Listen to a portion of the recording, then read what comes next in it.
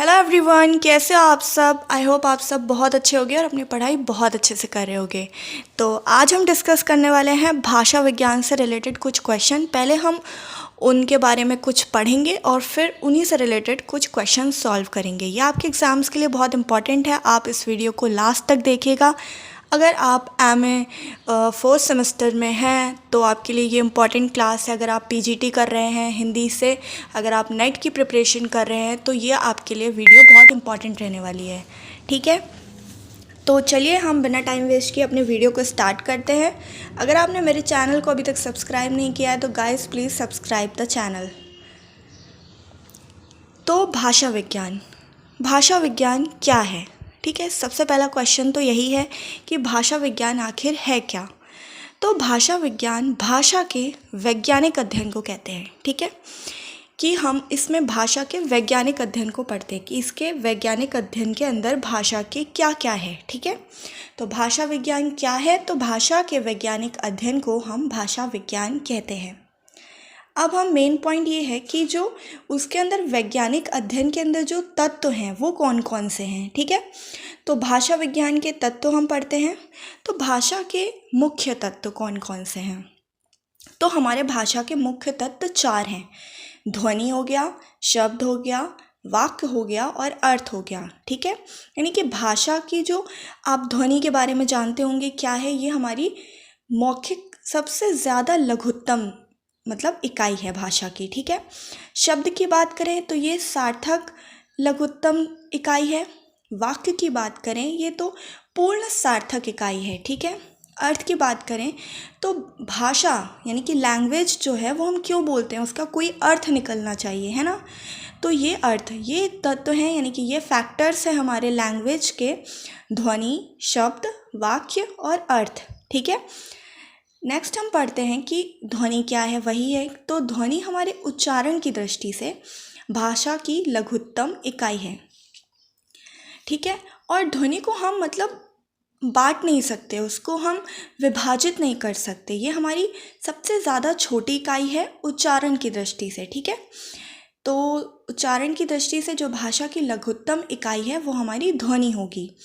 हम शब्द की बात करें तो सार्थकता की दृष्टि से भाषा की लघुत्तम इकाई, यानी कि ये सब भाषा की लघुत्तम इकाई तो है लेकिन ये सार्थक है। सार्थक यानी कि इसका कोई अर्थ निकल रहा है, सार्थक मतलब अर्थ के साथ।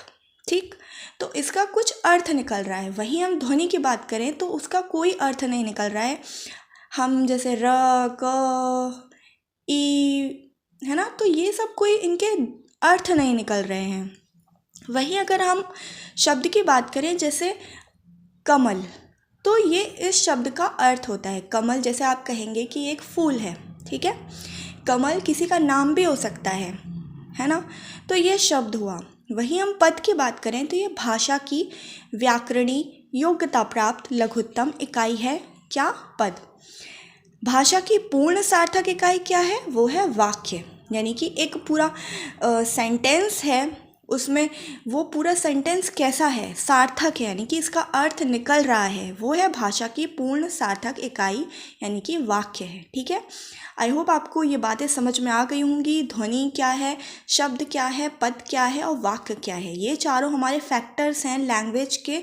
ठीक है, आगे हम पढ़ते हैं ध्वनि विज्ञान। ठीक है, क्योंकि ये जो भाषा विज्ञान है इसके अंदर हम ध्वनि विज्ञान पढ़ेंगे, अर्थ विज्ञान पढ़ेंगे और पद विज्ञान पढ़ेंगे। ठीक है, तो बहुत सारी चीज़ें हैं इसके अंदर जिसके बारे में हमें पढ़ना पड़ेगा। तो सबसे पहले हम ध्वनि विज्ञान डिस्कस करते हैं। तो ध्वनि को हम स्वनिम भी कहते हैं। ठीक है, स्वनिम मतलब जैसे हम जैसे फ़ोन आता है किसी का, ठीक है, तो हम वो बोलते हैं फ़ोन बज रहा है। ठीक है, फ़ोन बज रहा है यानी कि फ़ोन, उससे कोई ध्वनि बज रही है, तो ध्वनि को हम स्वनिम या फोनिम भी बोलते हैं। ठीक है, फोनिम, इंग्लिश में इसको फोनिम बोलते हैं और हिंदी में इसको स्वनिम बोलते हैं। तो ध्वनि को हम स्वनिम भी कहते हैं। ध्वनि क्या है हमारी, तो जो ध्वनि है ये हमारी उच्चारण की दृष्टि से भाषा की लघुत्तम इकाई है। अभी मैंने बताया था स्वनिम, जो स्वनिम शब्द है वो कैसे बना है, तो संस्कृत के स्वन इधर ना के नीचे आपके हलंत लगेगा, ठीक है ना। तो स्वनिम शब्द संस्कृत के स्वन धातु से बना है, जिसका अर्थ क्या है, वही है ध्वनि। इसका अर्थ ध्वनि है, ठीक है। तो ध्वनि को स्वनिम भी कहते हैं। स्वनिम शब्द संस्कृत के स्वन धातु से बना है और जिसका अर्थ है ध्वनि। आगे हम पढ़ें ध्वनि के पक्ष, ठीक है। तो ध्वनि के पक्ष कौन कौन से हैं, तो ध्वनि के पक्ष हो गए हमारे, एक हो गया उत्पादन, फिर हो गया संवहन और एक हो गया ग्रहण। यानी कि ध्वनि के हमारे 3 पक्ष हैं, उत्पादन, संवहन और ग्रहण। तो इनका मतलब क्या है, क्या मतलब है उत्पादन का, क्या मतलब है संवहन का और क्या मतलब है ग्रहण का, मतलब इन सब का ध्वनि से क्या संबंध है। तो हम बात करें उत्पादन से, तो जो ध्वनि का उत्पादन है वो किससे होता है, तो वो हमारी वाग इंद्रियों से होता है। वाक और इंद्री मतलब वाक, है ना। तो वाग इंद्रियों से होता है। किससे होता है ध्वनि का उत्पादन, वाग इंद्रियों से होता है। संवहन की बात करें तो उसके लिए क्या होता है, जब हम कुछ बोलते हैं तो उसके लिए क्या होते हैं, वायु तरंगे कार्य करती हैं। तो संवहन का क्या है, उसके संवहन के लिए वायु तरंगे कार्य करते हैं। और ग्रहण, हम कोई ने कोई ध्वनि बोली तो हम उसको ग्रहण करने के लिए किसका प्रयोग करेंगे या किसका यूज़ करते हैं, किसका उपयोग करते हैं, तो वो हमारे कान होते हैं जो उस ध्वनि को सुनते हैं। यानी कि किसी ने कुछ ध्वनि बोली, ठीक है, तो वो वहाँ से उत्पादित हुई, उसकी उत्पादित भी वो उसके कहाँ से हुई, वाग इंद्रियों से हुई, ठीक है। और संवहन किसने किया, उसको वायु तरंगों ने किया। हमने ग्रहण की तो कहाँ से की, तो कर्ण से की। तो ये 3 पक्ष हमारे ध्वनि के हो गए। आई होप आपको ये तीनों पक्ष समझ में आ गए होंगे अच्छे से। अब हम पढ़ेंगे स्वनिम के भेद, ठीक है। तो स्वनिम के भेद हमारे हैं खंड और खंडेतर, ठीक है। खंड को हम सेगमेंटल इंग्लिश में बोलते हैं और खंडेतर को सुप्रा सेगमेंटल, ठीक है। इसका मतलब क्या होता है, खंड क्या है और खंडेतर क्या है। तो देखो, ऐसी ध्वनियाँ होती हैं जो मतलब जिन्हें हम स्वतंत्र रूप से उच्चारित कर सकते हैं, वह हमारी होती है खंड, ठीक है, खंड ध्वनियाँ होती हैं। और अगर हम वहीं बात करें खंडेतर की, तो जिन ध्वनियों का उच्चारण जो है हम स्वतंत्र रूप से नहीं कर सकते, उन्हें हम क्या बोलेंगे, खंडेतर, ठीक है। तो आपको इनका मतलब समझ में आ गया होगा। खंड यानी कि हम स्वतंत्र रूप से उच्चारण कर सकते हैं, ऐसी ध्वनियाँ हैं ये। और जिनका हम स्वतंत्र रूप से उच्चारण नहीं कर सकते हैं उनको हम बोलते हैं खंडेतर, ठीक है। कहते हैं क्या छोटा है, क्या बड़ा है, उसके बाद क्या है, जैसे आपको समझ में आ जाएगा, क्योंकि ये क्वेश्चन बहुत ज़्यादा बनता है कि आप इनको क्रम में लगाइए, है ना। तो क्या है, ध्वनि बड़ी है, वर्ण है, शब्द है, वाक्य है, पद है, इनमें आप बहुत कंफ्यूज हो जाते हैं। और ये क्वेश्चन ऐसा नहीं है कि आपके एमए में ही पूछ लिया जाएगा, ये हर जगह क्वेश्चन पूछ लिया जाता है, जिसमें भी आपका हिंदी का पोर्शन पूछा जाता है, ठीक है। तो सबसे छोटी हमारी ध्वनि होती है, ठीक है ना। उसके बाद वर्ण, फिर शब्द, फिर पद और फिर वाक्य। तो ध्वनि, वर्ण, शब्द, पद, वाक्य, ये सीक्वेंस है इसका, ठीक है। हाँ, तो आपको ये बहुत ज़्यादा कंफ्यूज करता होगा कि शब्द और पद में क्या अंतर है। ये मैं आगे इसलिए नहीं बता रही थी क्योंकि मैंने लास्ट की स्लाइड में रखा था कि आपको मैं ये ज़रूर बता दूंगी कि शब्द और पद में क्या अंतर है। जैसे कि जो शब्द है, ठीक है, जैसे मैंने बोला कमल, ठीक है, वही जो अभी मैंने आपको एग्जाम्पल दिया था। तो कमल क्या है आपके दिमाग में, जैसे मैंने बोला कमल, तो आपके दिमाग में एक कमल से एक फ्लावर का नाम आ गया। जैसे आपने बोला ये एक फूल हो सकता है, लेकिन ये कमल किसी का नाम भी हो सकता है ना। ये अकेले मैंने ये वर्ड बोला, लेकिन वहीं जब ये वर्ड एक सेंटेंस में यानी कि एक वाक्य में प्रयोग हुआ, जैसे कि कमल एक अच्छा लड़का है, तो कमल, तो आप समझ जाएंगे तुरंत कि कमल एक अच्छा लड़का है, यानी कि ये एक लड़के की यानी कि एक व्यक्ति की बात हो रही है। तो ये हमारा पद कहलाएगा। तो शब्द और पद में अंतर आपको समझ में आ गया होगा, आई होप। तो पद के भेद क्या है, पद के 4 भेद हैं, नाम, आख्यात, उपसर्ग और निपात, ठीक है, पद के भेद। अब आप करेंगे क्वेश्चंस, देखते हैं आपको ये चीज़ें कितनी समझ में आई है। चलिए हम क्वेश्चन स्टार्ट करते हैं। तो फर्स्ट क्वेश्चन है हमारा, भाषा विज्ञान के मुख्यतः तत्व हैं। तो बताइए भाषा विज्ञान के मुख्य तत्व कितने हैं? ए 2 हैं, बी 3 हैं, सी 4 हैं, डी 5 हैं। आप सब इस क्वेश्चन का आंसर करिए। तो हमारा आंसर सही होगा सी, यानी कि भाषा विज्ञान के 4 तत्व होते हैं। अभी हमने पढ़ा था ना कौन कौन से होते हैं? ध्वनि, शब्द, वाक्य और अर्थ। तो भाषा के मुख्यतः 4 तत्व होते हैं, ध्वनि, शब्द, वाक्य और अर्थ। नेक्स्ट क्वेश्चन है हमारा, भाषा विज्ञान का अंग या तत्व नहीं है। क्या ध्वनि नहीं है, या शब्द नहीं है, विज्ञान नहीं है, या फिर वाक्य नहीं है? तो अभी हमने पढ़ा ना कौन कौन से होते हैं? ध्वनि, शब्द, पद और वाक्य। तो उनमें से ध्वनि तो है, शब्द भी है, विज्ञान हमारा नहीं है, तो हमारा आंसर होगा सी।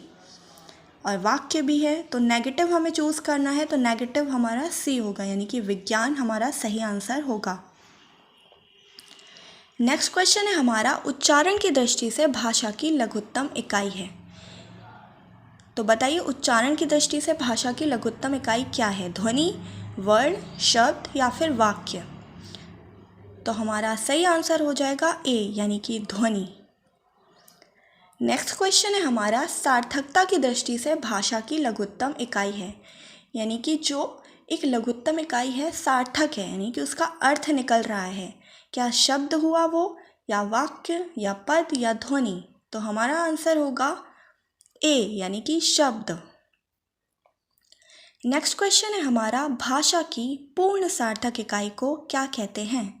पूर्ण है यानी कि एक पूरा, अब मैं वही बोल दूंगी, सीधा आंसर ही बोल दूंगी, तो आप ही बताइए इसका क्या आंसर होगा? शब्द होगा, पद होगा, वाक्य होगा, या अक्षर? तो हमारा आंसर होगा सी, यानी कि वाक्य, सेंटेंस। क्योंकि जब एक पूर्ण मतलब पूरा सेंटेंस जो है वो सार्थक है। भाषा की व्याकरणीय योग्यता प्राप्त लघुत्तम इकाई है। This is most important question. पद है, रूप है, संज्ञा है, या फिर पद और रूप दोनों हैं? इसमें ये क्वेश्चन आपको बहुत कंफ्यूज करने वाला है। तो हमारा आंसर डी होगा, यानी कि ए और बी, यानी कि पद और रूप दोनों। ठीक है, पद को हम रूप भी बोलते हैं, ठीक है, तो पद और रूप दोनों होगा। ध्वनि किसे कहते हैं? हम रूपेम को बोलते हैं, तत्व को बोलते हैं, स्वनिम को। अभी मैंने पीछे ही आपको ये सारे क्वेश्चंस के बारे में पहले ही मैंने आपको पूरा थ्योरी समझा दी है। अगर आप फिर भी ये क्वेश्चन नहीं कर पा रहे हैं, मतलब आपके दिमाग में कुछ नहीं घुस रहा है, बस सब कुछ ऊपर से जा रहा है। तो ध्वनि को हम क्या बोलते हैं? हम ध्वनि को बताया था ना फोनेम, यानी कि स्वनिम बोलते हैं। हमारा सी आंसर सही होगा इसका। ध्वनि को हम स्वनिम कहते हैं। नेक्स्ट क्वेश्चन है हमारा, स्वनिम शब्द संस्कृत के किस धातु से बना है? स्वन धातु से, स्व धातु से, स्वर्ण धातु से, या स्वत धातु से? तो हमारा आंसर होगा ए। न में आप नीचे हलंत लगा लीजिएगा, ठीक है, तो गलत लिख गया है इसमें। नेक्स्ट क्वेश्चन है हमारा, ध्वनि विज्ञान के अनुसार ध्वनि के कितने पक्ष होते हैं? ए उत्पादन है, बी संवहन है, सी ग्रहण है, या फिर डी यह तीनों हैं?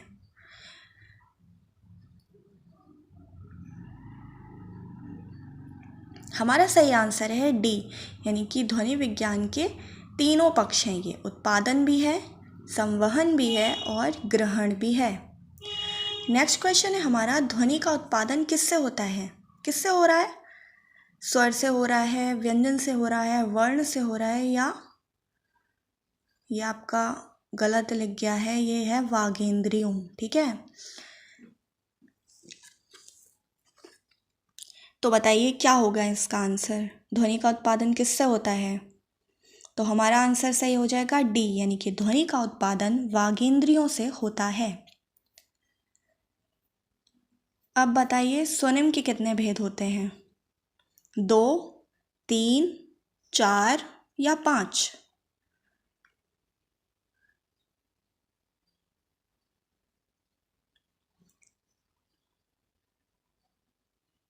तो हमारा सही आंसर होगा ए, यानी कि 2 होते हैं स्वनिम के भेद, अभी हमने पढ़े थे, खंड्य और खंडेतर। नेक्स्ट क्वेश्चन है हमारा, ऐसी ध्वनियाँ जिन्हें हम स्वतंत्र रूप से उच्चारित कर सकते हैं उन्हें हम कहते हैं सेगमेंटल बोलते हैं या सुपर सेगमेंटल, यानी कि सेगमेंटल मतलब खंड्य या सुपर सेगमेंटल यानी कि खंडेतर।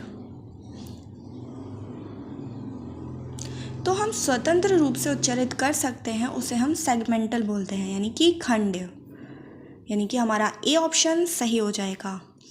नेक्स्ट क्वेश्चन है हमारा, इनमें से ध्वनि नियम नहीं है। ये मैंने आपको अभी नहीं पढ़ाया है, ये मैं नेक्स्ट वीडियो जब लेकर आऊँगी तब आपको बताऊँगी ध्वनि नियम, ध्वनि के कौन कौन से नियम हैं मतलब, ठीक है, और कौन कौन इनके प्रवर्तक हैं ये भी बताऊँगी। तो ग्रिम नियम नहीं है, बर्नर नियम नहीं है, तालव्य नियम नहीं है या फिर खंड नियम नहीं है। तो इसका आंसर हमारा डी हो जाएगा, खंड नियम। तो ग्रिम नियम भी होता है, बर्नर भी और तालव्य नियम भी होता है। नेक्स्ट क्वेश्चन है हमारा, यास्कराचार्य ने पद के मुख्यतः कितने भेद माने हैं? 3 माने हैं, 4 माने हैं, 5 माने हैं या फिर 6 माने हैं? तो यास्काचार्य ने पद के कितने भेद माने हैं बताइए आप जल्दी से। अगर आपको ये क्वेश्चन का आंसर पता है तो बताइए।